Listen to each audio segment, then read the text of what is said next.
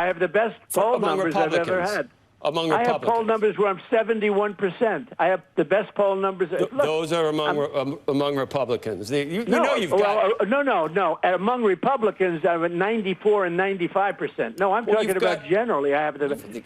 Let me put it this way: there was a gentleman on Harry Emden yesterday on CNN, and he went crazy over how well Trump was doing. Now, you don't put that on because I think CBS is a shade. Actually, CNN's a shade better than NBC. I think NBC is probably the worst of them all. But if you check CNN tomorrow, watch Harry Emden, and you'll see about the numbers. But that's okay. We have to defend ourselves, Joe. I know, but there are other. They can cite. Your haters cite polls that have you down in the 30s, Mr. President. And, but they're fake polls, Joe. I had a lot of fake polls. You also have me in the 70s. I have fake polls. I honestly don't know whether Donald Trump is legitimately that stupid that he can't see that his polling is completely underwater, or if he thinks his supporters are that stupid that he's trying to convince them that he's got over 70% support.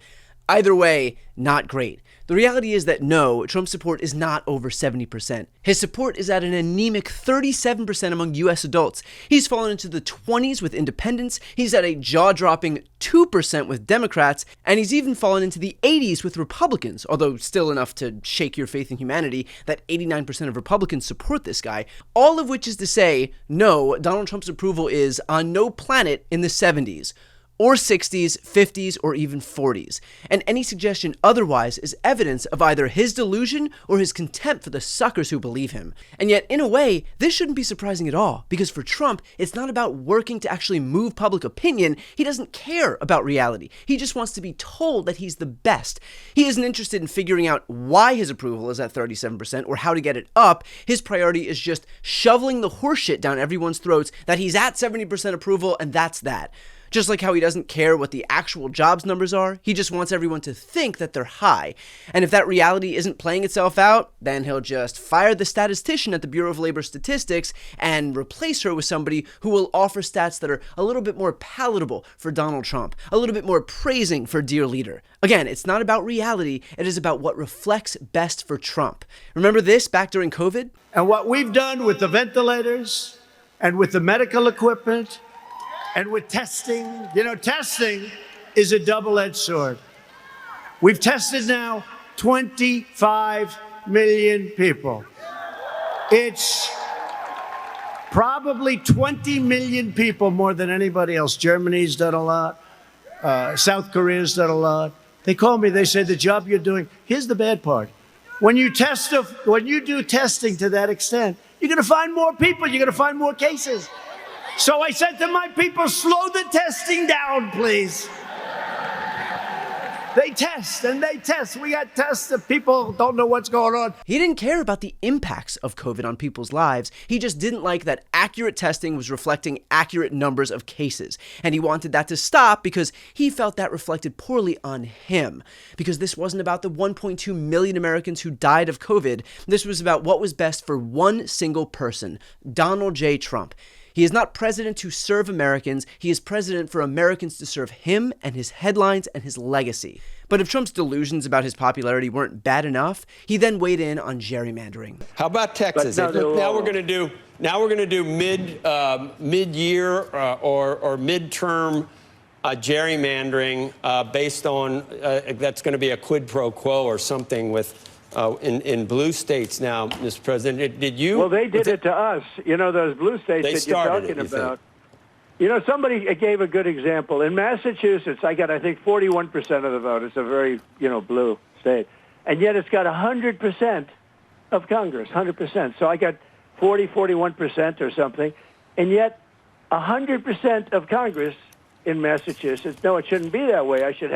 We should have a couple of Congress people, but we have none. And think of this, 100%. In Illinois, where you have probably the dumbest of all governors, Illinois, that guy is really the business is flowing out of his state. It's terrible. It's a terrible thing that Pritzker's doing. He was the black sheep of the family. They threw him out of the business.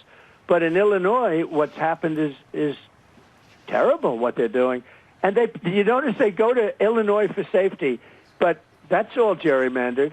California's gerrymandered. We should have many more seats in Congress in California. It's all gerrymandered. And we have an opportunity in Texas to pick up 5 seats. We have a really good governor, and we have good people in Texas. And I won Texas. I got the highest vote in the history of Texas, as you probably know. And we are entitled to 5 more seats. I don't know. I have to check on that. And they expect... Check it. Why didn't you check it, Brian? The fact checkers expect us to check everything you say on the phone. I want you to check it. But for 4 years, those fact checkers didn't fact check anything that was said about... we don't need to relitigate that either, but they expect fact checking immediately. Joe, why don't you check it, okay? Because I'd like you to. I got the highest vote in the history of Texas, okay? That he's entitled to 5 seats. The voters aren't entitled to have their voices heard. That would be far too small d democratic. Trump is just entitled to power. He's owed it for no reason other than the fact that he wants it. And so as a result, millions of Texans will be denied fair representation, all because one man, Donald Trump, feels entitled to something that, to be clear, he is not entitled to at all. But because the GOP is a cult of personality and all of these alphas turn into little betas the second it comes time to push back against Donald Trump, they are perfectly content to do his bidding. Meaning between an autocratic Trump and his spineless supplicants in his party, these people view their insatiable appetite for power as something that they're simply entitled to because they know they can't win an election fair and square. But his diatribe on CNBC continued when he was asked about undocumented workers. Back to their country with a pass back in legally, and we're doing things that are very difficult to do and very complex, but it works really well. We're sending them back, and then they're schooling, they're learning, they're coming in legally. We have a lot of that going on, but we're taking care of our farmers. We can't let our farmers not have anybody, these people, you can't replace them very easily. People that live in the inner city are not doing that work. They're just not doing that work. And they've tried, we've tried, everybody tried. They don't do it. These people do it naturally. I said, what happens if they get it to a farmer the other day? What happens if they get a bad back? He said, they don't get a bad back, sir, because if they get a bad back, they die. I said, that's interesting, isn't it? These are very, in many ways, they're very, very special people. Quote, these people do it naturally. They don't get a bad back because if they get a bad back, they die. This is Trump saying that immigrants are natural workers and will literally die if they don't work. If you want to talk about dehumanizing language, to say this person is an unrepentant racist would be unfair to unrepentant racists, which I guess should come as no surprise given his long history of unabashed bigotry. In the 1970s, the Trump Organization was sued by the Justice Department for allegedly discriminating against black rental applicants. In 1989, Trump took out a full-page newspaper ad calling for the death penalty for the Central Park Five, which were 5 black and Latino teenagers who were later exonerated by DNA evidence. Trump promoted the fake birther conspiracy theory questioning Barack Obama's citizenship. He made disparaging comments about Mexican immigrants, proposed banning Muslims from entering the United States, and repeatedly attacked 4 congresswomen of color, telling them to, quote, go back to their countries despite their being born in America.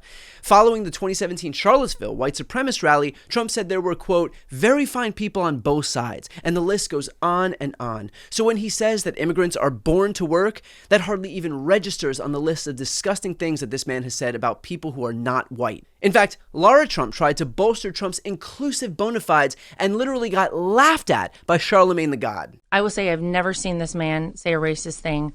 I think the attacks are fairly... Why is that funny, Charlemagne? I'm just laughing.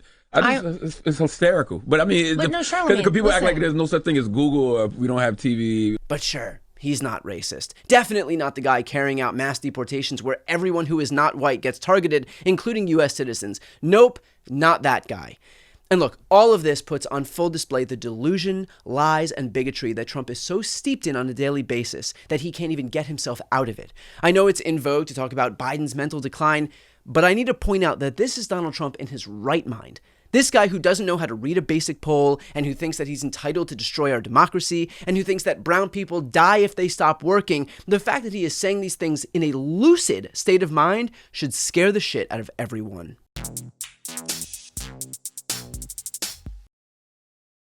Before you go, if you enjoyed this content and you want to see more and support independent media, please subscribe to this channel. The subscribe button will be right here on the screen. But second, the reality is that we are now in a political environment where this administration can lean on any of the social media platforms to suppress certain voices if they don't like critical coverage. That means my longevity here is in the hands of a few tech billionaires who are already making it clear that they are willing to cater to this administration. To that end, signing up for my newsletter is a way for me to reach you directly if that ever becomes necessary. I'll put the link right here on the screen as well, so please sign up. It's free, but there's also an option to do a paid subscription if you'd like to support me and my team. I really appreciate it. Thanks so much for watching.